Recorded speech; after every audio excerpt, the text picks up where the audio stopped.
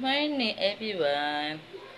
Kahapon, niramdam ko yung lalamunan ko na parang nahirap ako minom. Tapos, people, kumain ako gabi. Parang nahirapan ako lumunong. So, ang ginawa ko, kote kain ko.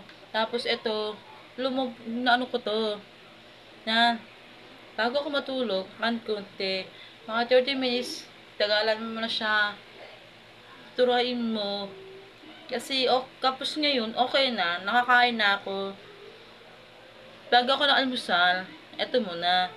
Para tuloy-tuloy mawala yung kanto mo. Parang may nakasapit. Parang, parang natotonsen.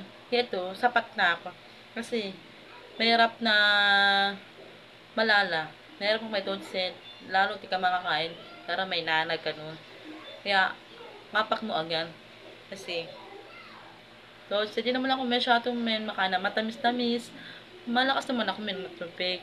Kaya ito, safe na ako. Okay na ako safe.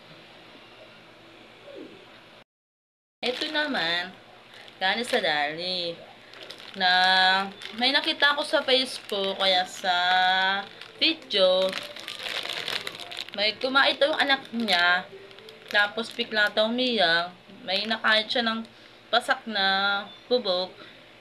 Buti natitula na ng sugatan na medyo malaki, natura agad. Hindi niya naluya, nasugat dito, bigla natura. Kaya pinakain ko sa anak ko. Bago ko pakain sa kanya, didinat ko muna. Tuturukin ko muna para skurat. Kanin sa dalit ko. Kaya iniingatan ko to. Thank you.